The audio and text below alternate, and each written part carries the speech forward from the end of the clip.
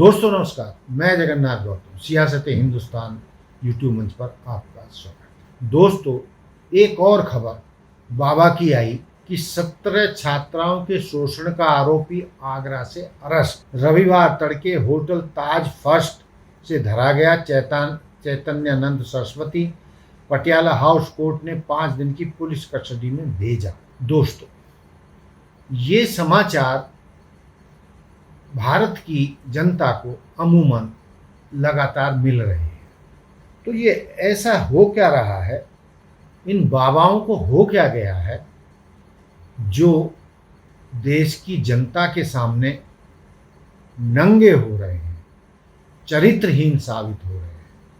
ये न केवल यौन शोषण के मामलों में बल्कि हत्या, आगजनी, धन संग्रह, मतलब जिस तरीके की भी आरोप बड़े अपराधियों पर लगते हैं, धरे जाते हैं बड़े अपराधी, उसी तरीके के आरोपों में ये बाबे अरेस्ट हो रहे हैं। इसको क्या कहा जाए कि हमारी जनता भोली है। जनता की जगह यदि मैं ये कहूँ कि महिलाएं इनका शिकार बहुत आसानी से बन जाती हैं, क्योंकि वो इन पर अंधविश्वास करती हैं, इनको भगवान मानने लगती हैं और ये मानने लगती हैं कि जो कुछ भी हैं यही हैं और ये जो कुछ भी हमारे साथ करेंगे वो धर्म के अनुसार ही होगा और ये तो भगवान के प्रतिरूप हैं, ये गलत कर ही नहीं सकते। इसलिए ज़्यादातर महिलाएं इनको अपना सब कुछ न्यौछावर कर देती। वो परिवार के खिलाफ भी जाकर इन बाबाओं के चंगुल में फंस जाती हैं और सब कुछ लुटा बैठती। अभी तो आपके सामने ये मामला आया है 17 छात्राओं के साथ शोषण का, लेकिन दोस्तों इससे पहले भी कई बड़े नामी गिरामी बाबा यौन शोषण के मामलों में, हत्याओं के मामले में या अन्य आपराधिक मामलों में अरेस्ट हो चुके हैं, जिनमें से मैं कुछ नाम आपको बताना चाहूँगा। गुरमीत राम रहीम, 2017 में सीबीआई विशेष न्यायालय ने 2 बलात्कार मामलों में इन्हें दोषी ठहराया और 20 साल की इन्हें सजा सुनाई। इसके अलावा अन्य आपराधिक मुकदमों, हत्या, कास्ट्रेशन आदि भी चल रहे हैं। संबंधित ट्रायल जारी हैं, अपीलें सुनी जा रही हैं। इसी तरीके से देश के महान कथित बाबा आशाराम 2018 में जोधपुर कोर्ट ने एक नाबालिग लड़की के साथ बलात्कार का दोषी करार देकर आजीवन कारावास दिया है। कुछ और मुकदमे उन पर चल रहे हैं और तारीख में तारीखें पड़ रही हैं। मज़ेदार बात यह है कि न केवल संत आशाराम, जिनके सामने देश के प्रधानमंत्री, पूर्व गृह मंत्री अडवाणी जी, रक्षा मंत्री राजनाथ सिंह जी, यानी जो भी सत्ता से जुड़ी हुई शक्तियां हैं, वो उनके चरणों में लेटती देखी गई, उनसे आशीर्वाद लेती देखी गई। और ये सब होता है इन बाबाओं के लाखों समर्थकों की वोटों का।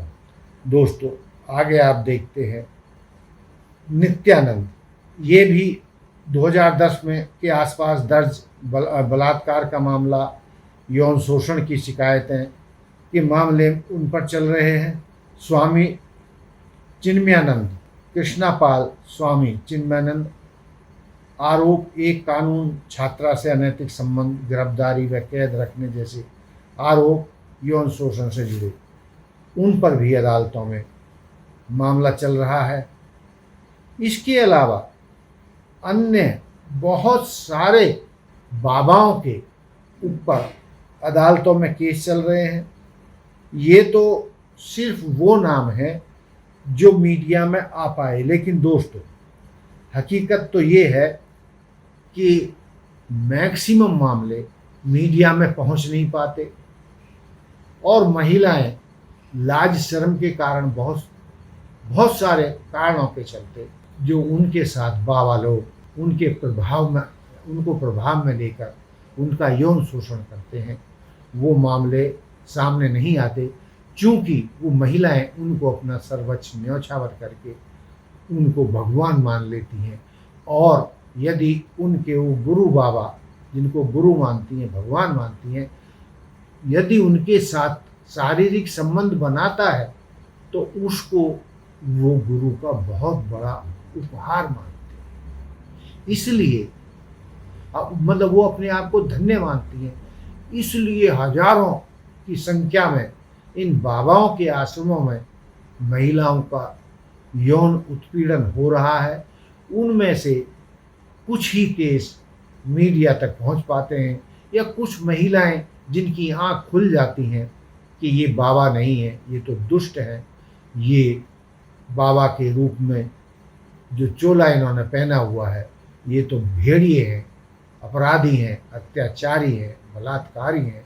और कुछ साहसी महिलाएं जब पुलिस का और कोर्ट का दरवाज़ा खटखटाती हैं तो इनकी पोल खुलती है।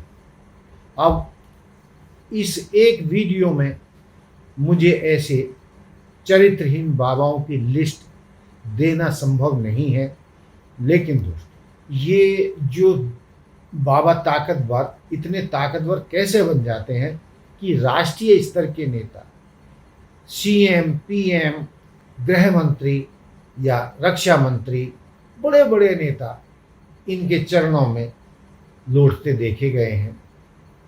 तो दोस्तों दरअसल किसी को बुरा लगे, लेकिन मैं जो हकीकत बयान कर रहा हूँ वो यही है कि सत्ता कब्जाने के लिए नेताओं, नौकरशाहों और इन तथाकथित आध्यात्मिक गुरुओं, बाबाओं या कथावाचकों के बीच एक अघोषित समझौता होता है और ये सब एक दूसरे की मदद करते हैं। दोस्तों इनके लाखों फॉलोवर होते हैं।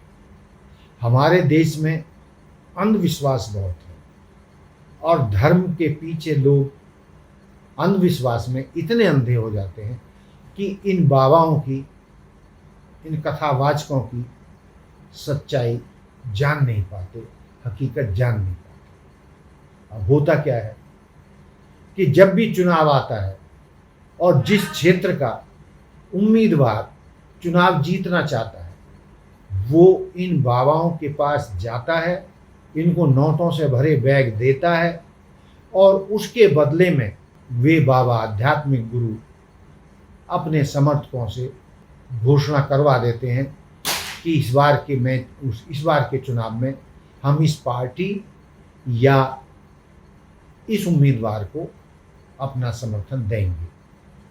और दोस्तों बाबा राम रहीम गुरमीत सिंह का उदाहरण सबके सामने है कि जब भी चुनाव आते हैं हरियाणा में, हर नेता उनको धोख लगाने जाता है, जबकि राम रहीम एक हत्यारे के रूप में, एक बलात्कारी के रूप में 20 साल की सजा काट रहा है, लेकिन उसके बावजूद चुनावों के समय उनको जेल से रिहा कराया जाता है, महीनों की उन्हें बेल दी जाती है और उनको सेटिंग करके अपने हक में फरमान जारी करने को कहा जाता है कि आप हमारी पार्टी को और हमारे उम्मीदवारों को जिताने का फरमान जारी करें। ये सबके सामने, इसके बारे में मुझे डिटेल में बताने की ज़रूरत नहीं है।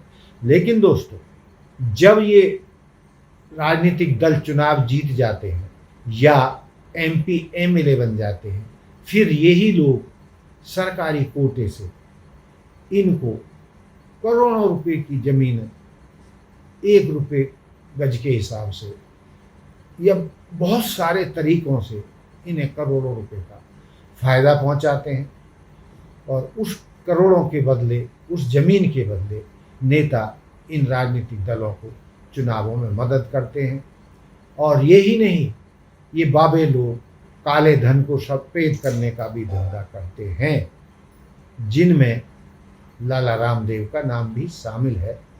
तो दोस्तों, ये जो तिगड्डी बनी हुई है, नेता नौकरशाह और ये बाबा लोग और इनके लाखों करोड़ों समर्थक, इन्होंने लोकतंत्र को हाईजैक कर लिया है। इस तिगड़ी को तोड़ना बहुत ज़रूरी है यदि आप असली लोकतंत्र चाहते हैं, वरना ये तिगड़ी देश का शोषण करती रहेगी। इन बाबाओं के बहकावे में मत आइए, इनके आश्रमों में मत जाइए। यदि आपको धर्म का पालन करना तो अपने माँ बाप की सेवा करिए जिन्होंने आपको जन्म दिया है। इससे बढ़िया और कोई सेवा हो नहीं सकती। तो दोस्तों, जो अपने माँ बाप की सेवा करते हैं वो भगवान की सेवा करते हैं। और ये बाबा लोग, तो इन्होंने धर्म को धन कमाने की फैक्ट्री बनाया हुआ है। यानी ये धर्म की दुकानें हैं, धर्म के धंधेबाज हैं। और इनके ऐशो आराम आप देखिए, इनके आश्रम देखिए, 5 स्टार होते हैं। ये एसी के वातानुकूलित कमरों में रहते हैं, आश्रमों में रहते हैं और करोड़ों की गाड़ियों में चलते हैं। इनका साम्राज्य इतना बड़ा होता है कि जैसे ये पैरेलल सरकार चला रहे हैं। दोस्तों, धर्म के नाम पर जो ये बाबा पैरेलल सरकार चला रहे हैं, इनसे बचना होगा, इनके खिलाफ अभियान चलाना होगा और जनता को भी जागरूक करना होगा कि ये कथावाचक और बाबे आपके गुरु नहीं हैं, बल्कि आपके शोषण करने वाले हैं। अब ये तो देश की जनता को भी समझना होगा कि इनकी सच्चाई क्या है। तो दोस्तों, ये था इन बाबाओं के ऊपर मेरा ये वीडियो कि किस तरीके से लगातार इनके चरित्र हनन की खबरें मिलती रहती हैं। इनसे बचिए, इनके फंदे में मत फंसिए और विशेषकर अपनी महिलाओं को इनसे बचाइए। जय हिंद, जय भारत, जय संविधान, नमस्कार।